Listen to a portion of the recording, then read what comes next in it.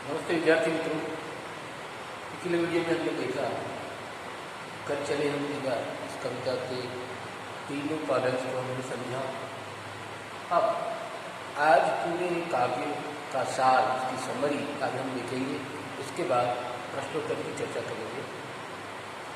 कल चले हम दिया इस गीत में कैफी आजमी जी ने जो अपने देश के लिए भावना है शहीदों के जरिए, वीर सैनिकों के जरिए यहाँ अभिव्यक्त की है, जिसमें एक बात करें तो सामान्य रूप से जिनकी सभी प्राणियों को प्रिय होती है, चाहे वो आदमी हो, जानवर हो, छोटा बड़ा जीव जंतु हो, सभी को अपनी जिंदगी प्रिय होती है, प्यारी होती है। लेकिन अगर उनकी रक्षा के लिए चाहे वो शांति प्रिय जीव हो, चाहे इंसान या जानवर कोई भी हो, शांति प्रिय जीव हो, लेकिन फिर भी अगर उनकी जान पर बल आए तो वो हमला करने को तैयार रहता है। तो इसी प्रकार यहाँ इस गीत में कवि ने बताया है कि हमारे सैनिकों के जरिए बताया है कि देश की रक्षा की जिम्मेदारी अब आपके हवाले है, हमने तो अपना फर्ज निभाया है। तो आइए इस कविता के साथ तो समझते हैं। जैसे जिंदगी बचाने की बात है, जिंदगी किस लिए बचानी है? जिंदगी वो है जो सम्मान के साथ जी सके। हम देखें कि कोई ऐसा बीमार व्यक्ति, कोई ऐसा रोगी व्यक्ति जिसके जिंदा रहने के चांस बहुत कम है, लेकिन फिर भी वो अपनी ज़िंदगी बचाने के लिए हर मुमकिन कोशिश करता है। तो उसी प्रकार यहाँ सैनिकों की बात करें तो वो अपनी जान गंवाने को तैयार है, कुर्बानी देने को तैयार है। किसके लिए? अपने देश के लिए। ऐसी बात यहाँ नहीं है। देखिए इस कविता का, इस पाठ का सार समझते हैं कि प्रस्तुत कविता में देश के सैनिकों की भावनाओं का वर्णन है। सैनिक कभी भी देश के मान सम्मान को बचाने से पीछे नहीं हटेगा, फिर चाहे उसे अपनी जान से ही हाथ क्यों न गंवाना पड़े। तो ये हमारे सैनिक है, देश के मान सम्मान के लिए अपनी जान की परवाह नहीं करते, चाहे अपनी जान गंवानी पड़े तो भी वो तत्पर रहते हैं, तैयार रहते हैं। भारत चीन युद्ध के दौरान सैनिकों को गोलियां लगने के कारण उनकी सांसें रुकने वाली थी, यानी बंधने वाली थी। ठंड के कारण उनकी नाड़ियों में खून जम रहा था, परंतु उन्होंने किसी चीज की परवाह न करते हुए दुश्मनों का बहादुरी से मुकाबला किया और दुश्मनों को आगे नहीं बढ़ने दिया। सैनिक गर्व से कहते हैं काफ़ी प्राउड फील करते हैं और कहते हैं कि हमें अपने सर्दी कटवाने पड़े तो हम खुशी खुशी कटवा देंगे, पर हमारी गौरव सम्मान के प्रति हिमालय को नहीं झुकने देंगे, अर्थात हिमालय पर दुश्मनों के कदम नहीं पड़ने देंगे। लेकिन देश के लिए प्राण न्यौछावर करने की खुशी, देश के लिए अपनी जान कुर्बान करने की खुशी कभी कभी किसी को ही मिल पाती है, हर एक के बस की बात नहीं है। तो ये जान देने की जो बारी है वो हर एक के नसीब में नहीं होती है, किसी लोगों की कभी कभी और किसी को ही ये खुशी मिलती है। अर्थात सैनिक देश पर बल मिटने का एक भी मौका नहीं खोना चाहते। जिस तरह से दुल्हन को लाल घोड़े में सजाया जाता है, उसी तरह सैनिकों ने भी अपने प्राणों का बलिदान देकर धरती को खून से लाल कर दिया है। सैनिक कहते हैं कि हम तो देश के लिए बलिदान दे रहे हैं, परंतु हमारे बाद भी ये सिलसिला, ये जो ट्रेंड है वो ख़त्म नहीं होना चाहिए, ये सिलसिला आगे चलते रहना चाहिए। जब भी जरूरत हो तो इसी तरह देश की रक्षा के लिए एकजुट होकर आगे आना चाहिए।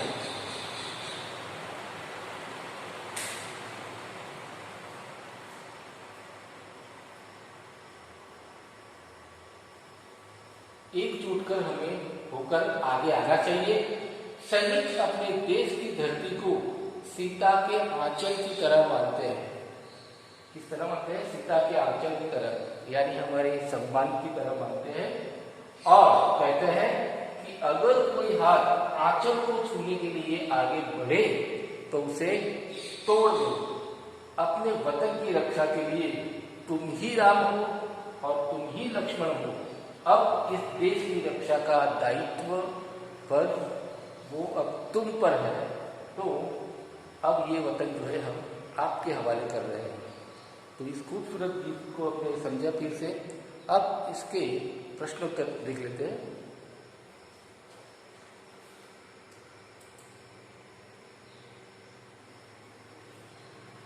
पाठ्य पुस्तक के जो स्वाध्याय के प्रश्नोत्तर है वो हम देखेंगे। पहला प्रश्न है, क्या इस गीत की कोई ऐतिहासिक पृष्ठभूमि है? यानी ऐतिहासिक पृष्ठभूमि अर्थात हिस्टोरिकल बैकग्राउंड है इस गीत का कोई?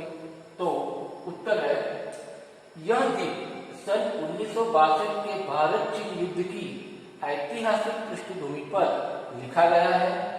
चीन ने तिब्बत की ओर से आक्रमण किया और भारतीय वीरों ने इस आक्रमण का मुकाबला वीरता से किया। तो ये इस गीत की पृष्ठभूमि है, हिस्टोरिकल बैकग्राउंड है।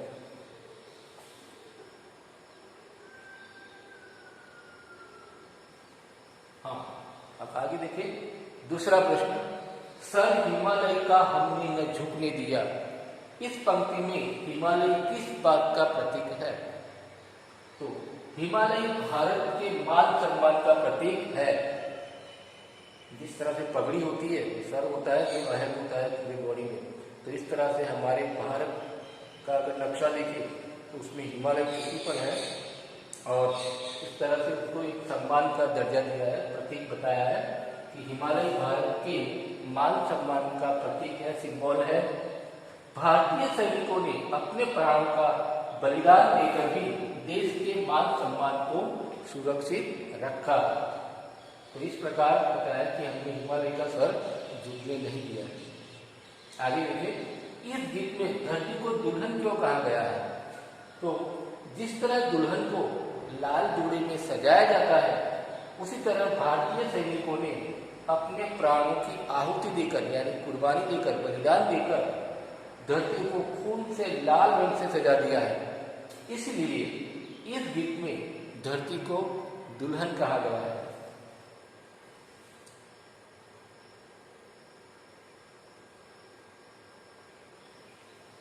गीत में ऐसी क्या खास बात होती है कि वह जीवन भर याद रह जाते हैं? तो गीतों में भावनात्मकता, इमोशन, मार्मिकता, जो सेंसिटिवनेस, सच्चाई, गेयता यानी ट्यून, संगीतात्मकता, इसमें रिदम, लयबद्धता जो ताल होता है, आदि गुण होते हैं जिससे वे जीवन भर याद रह जाते हैं। कल्चरल फिदा गीत में बलिदान की भावना स्पष्ट रूप से झलकती है, जो हर हिंदुस्तानी के दिमाग में रच और बस जाते हैं।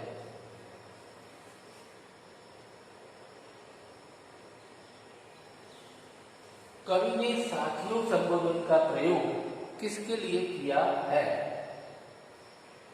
तो कवि ने साथियों शब्द का प्रयोग सैनिक साथियों और देशवासियों के लिए किया है। सैनिकों का मानना है कि इस देश की रक्षा हेतु हम बलिदान की राह पर बढ़ रहे हैं। हमारे बाद यह राह सुनी न हो जाए। आने वाली पीढ़ियां जो है वो भी देश की मान सम्मान की रक्षा के लिए प्राणों का बलिदान देने को तैयार रहे। आगे सवाल देखते हैं।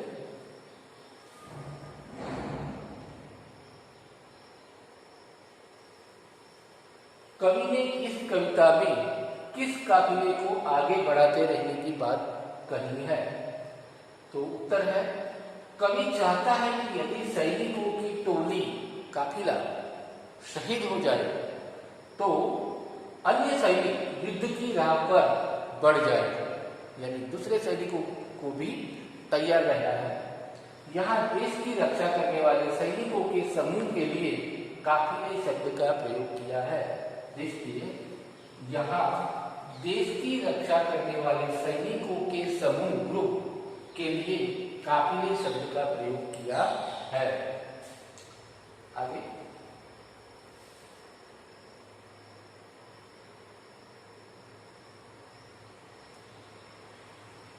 इस गीत में सर पर कफन बांधना किस ओर संकेत करता है?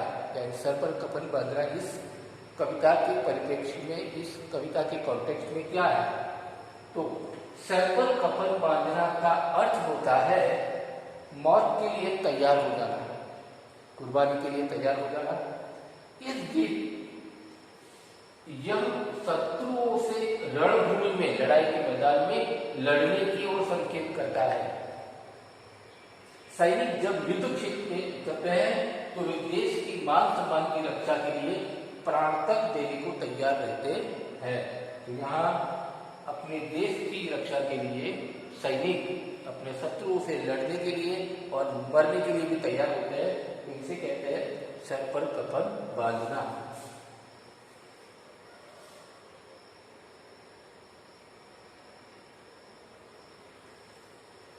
ये प्रश्न जो है काफी अहम है और बोर्ड परीक्षा में बार बार पूछा जाता है। आइए इसे समझते हैं। इस कविता का प्रतिपाद्य यानी उसका मॉरल, उसका सार अपने शब्दों में लिखिए।